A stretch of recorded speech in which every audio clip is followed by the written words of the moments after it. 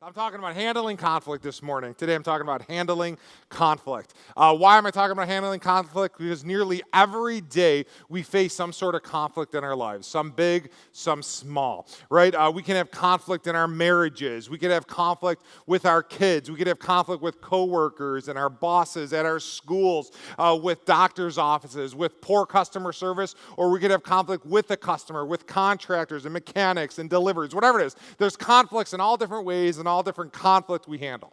Now, you might be like me where we try to avoid conflict. Like it's best not to have conflict, you know? You kind of do the right thing, you don't rock the boat, and you're a team player to have good conflict. In fact, most relationships, right, you'd probably say, they're healthy, they're good if there's no conflict, right? That's how we'd gauge it, right? No fighting with my spouse, no run-ins with the boss, no issues with the coworker, and if there's no conflict, things are good.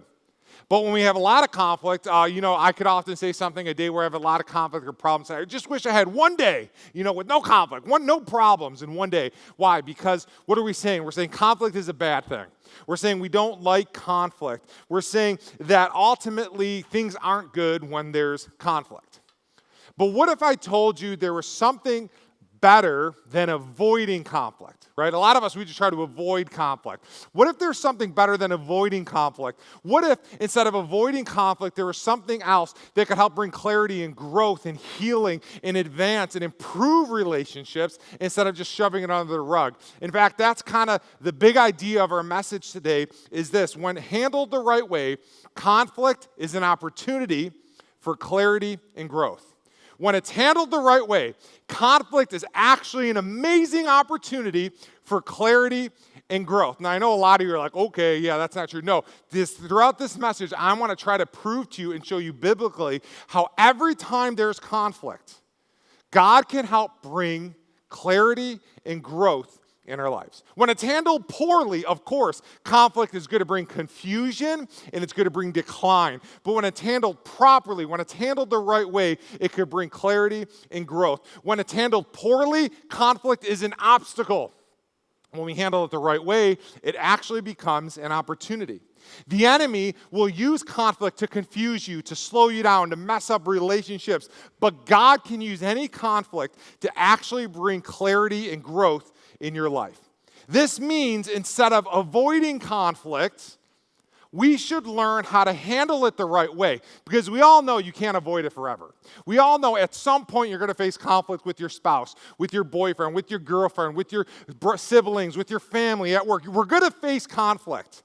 So instead of just trying to avoid it as long as possible, let's try to learn how to handle it the right way so we could take this obstacle and turn it into an opportunity for clarity and growth. I've noticed in my life, when I could have a better perspective on conflict, it puts me in a better position to handle it. For instance, sometimes when conflict comes, if you're just angry about it, you're mad. Oh, here we go again. I got to run into this person. Here we go. My boss is on me again. Here we go. This is happening again. Right? When our attitude is super poor, right, we often are not in a good position to handle it. But when we could begin to have God help us change our heart, that when conflict comes, we say, okay, God, how can we use this for good? Okay, God, give me the attitude I need to handle this the right way. God could turn any obstacle into an opportunity. I want to give you a really great example of something that has happened recently in my life and with this church. About almost 2 years ago, it was March, and we were starting to get some momentum in the church. In fact, numbers were growing. People were coming to church. And if you're like a pastor, you're in the church world, it's really, like when numbers go up, everything is good, and there's momentum. People are coming to church. We've had more people come to church ever since I came back to Lovejoy, and I'm excited. I just finished this series. It was one of my favorite series, Join the Team. And all these people signed up to serve. Like, we had no one serving. And all these people, we had 10, 15, maybe 20 people signing up. Almost 10% of the church signed up to start serving. And everything was exciting, and things were going good. And then COVID hit. And all of a sudden, we couldn't meet in person. And it was a crazy conflict. It was crazy difficult. It was an obstacle, right? Now we're not meeting in person. And if you were there, you know this. Up until that point, we have never once broadcasted a service live. We've never even recorded a service with speaking and worship. Never. In fact, when it first happened, you know what we had to do? We could only do my messages, and me and another employee, Kevin, he would hold my phone, and I would preach into my phone. Like we were trying to set up lights, we didn't know what we were doing, right? And so what happened was, eventually we were able to get some cameras. Now we get cameras, and one of the biggest obstacles we had was no people were coming to church. Honestly, that might have been the greatest opportunity our church has ever had to learn how to stream services and use our cameras. Because you don't know this, but we were actually recording our services on Wednesdays because we had no clue what we were doing. If you were here, we would start be like, stop, the cameras aren't on. What do you mean? We didn't know what we were doing. And so we had all these opportunities to learn cameras. There was times we had to come back on a Saturday night and do it again because it was all messed up. We don't know what happened, right? But we were learning. And by the time everyone started coming back to church, we learned how to use cameras. Now, every service we stream on 3 different platforms, our website, YouTube, and Facebook. Some weeks we'll have over 100 people watching online, even with the couple hundred people here. How amazing is that, right? That's awesome. Huge conflict turned into an opportunity. It brought clarity and growth. Let me tell you the clarity it brought. For years, I rejected cameras. Not because I didn't want to do them. I thought we weren't ready. I actually thought for where we were in the church, it was going to hinder us. I just had all my reasoning. For years, I rejected them. But because of COVID, it forced me to change a belief that I had to bring cameras in. It brought clarity to how I was leading the church. It brought clarity, and now it has brought growth because now we're getting as many people on a Sunday before COVID, plus like 100 more watching online or whatever it is. Isn't that amazing? It's awesome. Brought clarity and growth. On top of that, there's all these other little things that I could go into that during COVID, every obstacle we faced, we were like, how can we make this for good? How can we do something we've never done before? How can we think out of the box? How can we reach out to people? And all of these things were obstacles began to become great opportunities for our church. Did we handle everything right? Of course not. But we had a good attitude. Constantly in staff meetings, I was telling our attitude and encouraging us that we're going to do this and we're going to get better. And since that March I was talking about before COVID, we're better off in 1,000 different ways than we were before COVID. Why? Because God could take any opportunity, any conflict, and make it an opportunity for clarity and growth. Here's the thing. This is so incredibly biblical. I can't wait to show you. I'm going to show you 3 examples, but there's more. But I'm going to show you 3 examples in the Bible, in the early church, of conflict that has actually brought clarity and growth. Here's the first example. It's Acts chapter 6, verse 1. It starts off like this. But as the believers rapidly multiplied, there were rumblings of discontent. The Greek-speaking believers complained about the Hebrew-speaking believers. Sounds like the start of a joke, right? The Greeks, and they were saying that their widows were being discriminated against in the daily distribution of food. See, we see a conflict. There's discrimination in the early church, okay? Verse 2 says this. So the 12 called a meeting of all the believers. They said, we apostles should spend our time teaching the word of God, not running a food program. And so brothers, select 7 men who are well respected and are full of the Spirit and wisdom. We will give them this responsibility. We apostles can spend our time in prayer and teaching the word, and everyone liked this idea. Clearly a conflict. They handled it the right way, and verse 7 shows us the result. Verse 7, so God's message continued to spread. The number of believers greatly increased in Jerusalem, and many of the Jewish priests were converted too. What happened? There was a conflict, right? The church is going and things are growing, and all of a sudden there's like a huge conflict between the Greek-speaking and the Hebrew-speaking people. Like this could be a huge divide, right? There's a lot of things that play into that. And what they did, they handled it, they turned it into an opportunity for clarity and growth. What's the clarity? The clarity is it gave more leadership roles to the apostles. It helped bring their strategy to all the other people, leaders serving. It brought strategy and how they would grow and lead the church, but also it brought growth. It said many people, it greatly increased. It greatly increased in Jerusalem, and others were getting saved too. Here's another example. Acts chapter 15, verse 36 says this. After some time, Paul said to Barnabas, let's go back and visit each city where we previously preached the word of the Lord to see how the new believers are doing. Barnabas agreed and wanted to take along John Mark. But here we go. But Paul disagreed strongly. They strongly disagreed with, I'm sure no one's ever experienced this with their spouse, but they strongly disagreed with each other. And since John Mark had deserted them in Pamphylia and had not continued with them in their work, their disagreement was so sharp that they separated.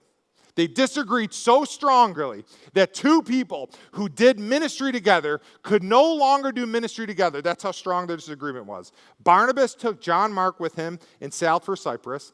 Paul chose Silas, and as he left, the believers entrusted him to the Lord's gracious care. Then he traveled throughout Syria and Cilicia, strengthening the churches there. They had such a strong disagreement. They had conflict. But yet, after the conflict, instead of one team of evangelists, there was two teams of evangelists, and twice the ground was covered. God's kingdom was further advanced, faster advanced because of the conflict. It did not slow the early church down, it sped it up. It did not stop God's kingdom from advancing, it helped propel it to advance. When conflict is handled correctly, it always advances God's kingdom. A conflict, when handled correctly, will always move you forward, not bring you back. A conflict, when handled the right way, can advance your marriage, a relationship, the church, a family, an office, anything. Let me look at one more example. I really like this example. It's one of my favorites. Acts chapter 8, starting in verse 1, says this. A great wave of persecution began that day, sweeping over the church in Jerusalem. And all the believers except the apostles, 12 apostles, were scattered through the regions of Judea and Samaria. Verse 3 says, but Saul was going everywhere to destroy the church. He went from house to house, dragging out both men and women to throw them into prison. But the believers who were scattered preached the good news about Jesus wherever they went.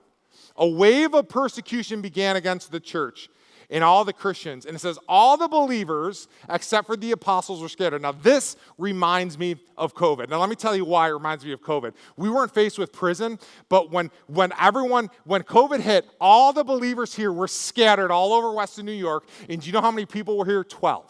I know it was 12 because it took 12 people to run our services. We were only supposed to have 10, but we needed 12. And so it's just like that, right? Only the apostles, the 12 were here, and everyone was scattered. And that's what happened. Everyone was scattered. And there's only 12 here.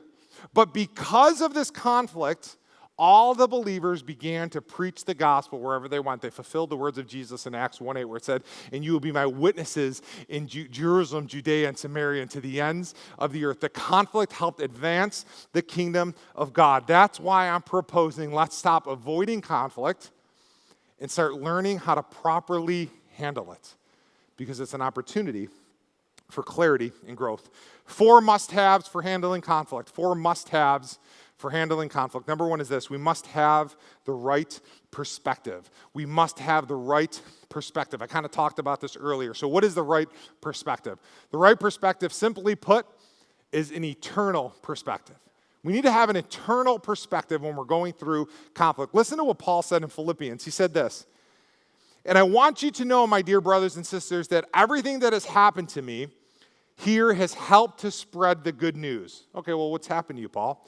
For everyone here, including the whole palace guard, knows that I'm in chains because of Christ and because of my imprisonment. Most of the believers here have gained confidence and boldly speak God's message without fear. That's an eternal perspective. Right? He's saying, I just want you to know I might be in prison. I might be locked up, but everything has gone to advance the kingdom of God. He said, I could look past my current situation because there's something greater happening. I have eternal perspective. I'm not stuck in the moment. What does an eternal perspective look like? For me, it looks like getting past my current situation. Things happening too slow, back pain, problems happening, setbacks, and looking ahead to what God has called me to do. I might be here today. I might not be happy with it, but I'm not going to quit because I know where I'm going. I have an eternal perspective. There's something more important than the pain I'm dealing with today. For you, it might be having a little more grace for your coworker. Maybe you overlook some of their flaws. Why? Because the goal isn't to tell them how wrong they are, but it's to be a reflection of Christ. Maybe for you, it's choosing to love your spouse even when you don't feel like it. Because why? The goal is not to win the argument. The goal is to have a healthy marriage, develop a great family, and show people how awesome marriage is. Here's a great question to ask when you have conflict. Is this worth fighting for? Is it really worth fighting for? Is that something you want to lay down and you want to ruin relationships when you're fighting for an eternal perspective? Can we have the right perspective when conflict comes? If we could get the right perspective, we're in a great spot to starting to handle conflict correctly. Number 2, we must have the right awareness. We must have the right awareness. Having the right awareness, and awareness is knowing where conflict comes from.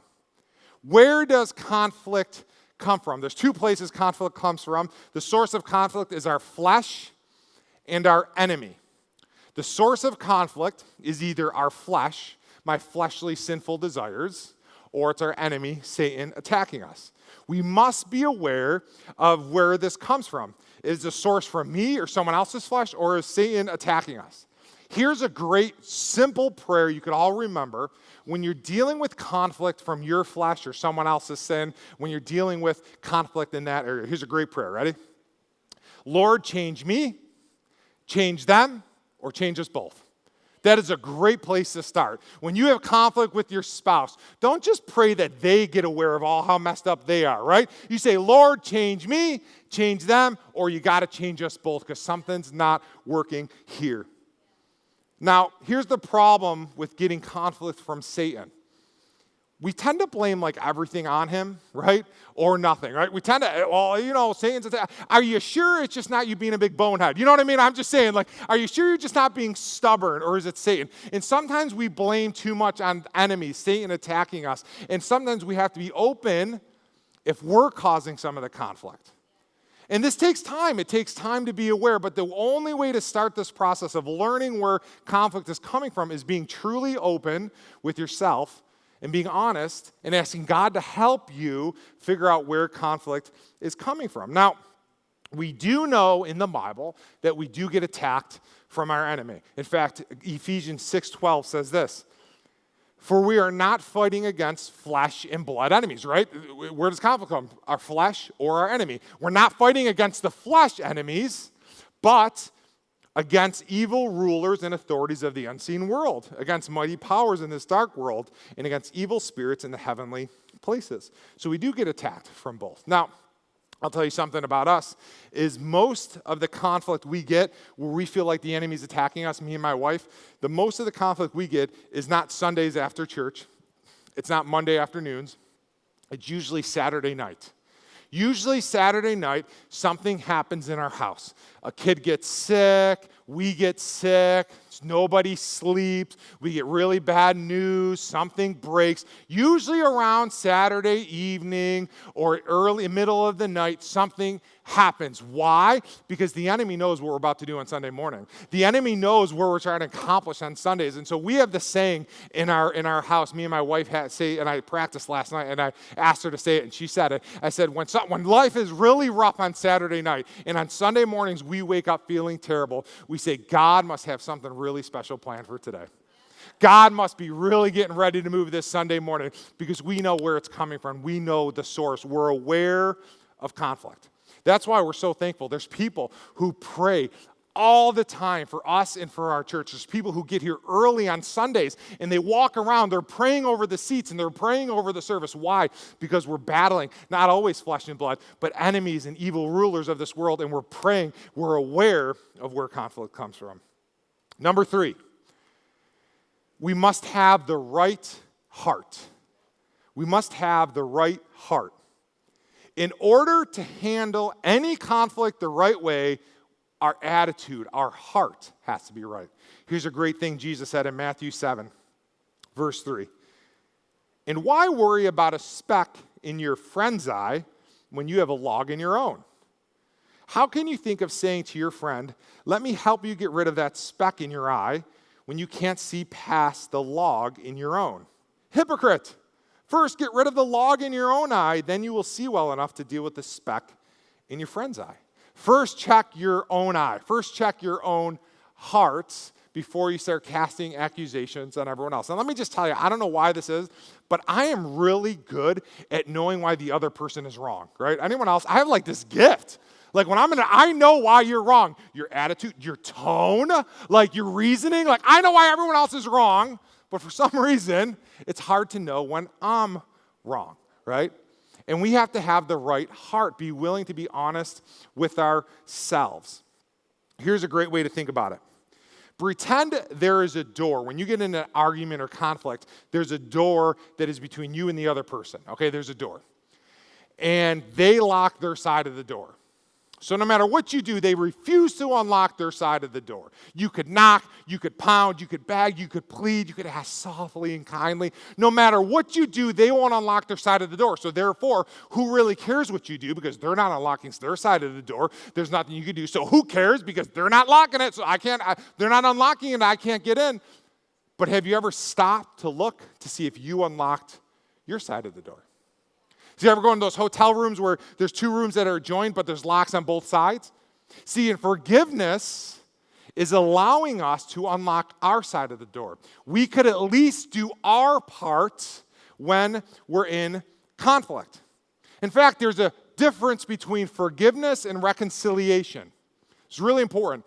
Reconciliation involves two people, right? You and the other person having conflict and reconciling the relationship. Forgiveness is all you. You actually don't need the other person to be involved when you forgive somebody. Forgiveness, I heard this definition, I really like it, is releasing yourself from their offense. All it is I'm releasing myself from someone else's offense. I'm unlocking my side of the door. I'm forgiving someone. Here's two great examples of forgiveness in the Bible where the other people they forgave did nothing. Jesus is dying on the cross. They're spitting on him. They're killing him. They're mocking him. What did Jesus say? Forgive them. They don't know what they're doing. Stephen was getting stoned to death. He said something very similar. What happened? Jesus and Stephen forgave those people. They didn't change what they were doing. They didn't want to be forgiven. They didn't care about the other person. They killed them. Yet they were able to forgive them. Why? Because forgiveness is all you. We could forgive. Forgiveness allows you to unlock your side of the door even if their side remains locked. Now, here's something really important to understand. We are all called to forgive everyone, but unfortunately, we cannot be reconciled with everyone. We're called to forgive others, but sometimes it's impossible. In other cases, it's not safe, it's not healthy. There might be an abuse. Someone may not change their behavior, and you don't want to be reconciled. And some of us, we've been through some terrible, terrible abuse, terrible things. And yes, we are called to work our way towards forgiveness, but it doesn't necessarily mean we're reconciled with that person, especially if they're going to continue to hurt you or they don't want to change. But forgiveness is all me. Reconciliation is all parties. That's the difference. So we need to learn to forgive, and we need to know when to reconcile. A lot of this is talking about reconciliation. Now, here are 3 simple steps to reconciliation. We forgive, we confront, and we trust. We forgive, we confront, we trust, right? We forgive somebody, right? That's the first step. No matter where you're at, we're all called to forgive. It's releasing ourselves from their mistakes. It's trusting God's plan. Then we confront. When we're trying to reconcile a relationship, someone we feel safe with who wants to change, a relationship we want to save, we confront them. At some point, we need to talk to them about what happened. This is a really great scripture in the Bible. It's amazing all the practical advice the Bible has. Matthew 18 says this. Matthew 18:15 says, if another believer sins against you, go privately and point out the offense. If the other person listens and confesses it, you have won that person back. It's having the right heart. You forgive them first, because if you don't forgive someone and then you confront them, we all know what happens, right? That's not the same thing. But when we forgive somebody and we confront them, that's reconciliation. We're winning them back. We're not doing to win an argument. We're not doing to prove it wrong, to rub their face in it. We're doing it to win somebody back. That's why we need the right heart. That's why we need to forgive first. All right? Now, here's a little side note. Handling conflict the right way, a lot of this has to do with relationships we want to keep, relationships we want to reconcile. You know, maybe spouses or family or a coworker, neighbor, someone you want to reconcile. Now, sometimes reconciliation, like I said, is not possible. We could do our part to forgive, but we don't have to always repair every relationship if it's really unhealthy, the other person is maybe hurting you or you feel unsafe, things like that. But in general, what I'm talking about is reconciliation to help reconcile and fix relationships we want to keep and we want to make healthy and whole. Number 4, the fourth must-have is this. We must have the right outcome. We must have the right outcome. What is the right outcome? Right outcome is clarity and growth, right? In our relationships, in our lives, wherever we are, when we learn to handle conflict the right way, we can turn every conflict into an opportunity. We can advance and improve our relationships. Here's where we all get hung up with conflict, all right? We view conflict, we view arguments as opportunities to win. Right? We view them as times to prove that I'm right and prove that you're wrong. But that's the wrong view of conflict.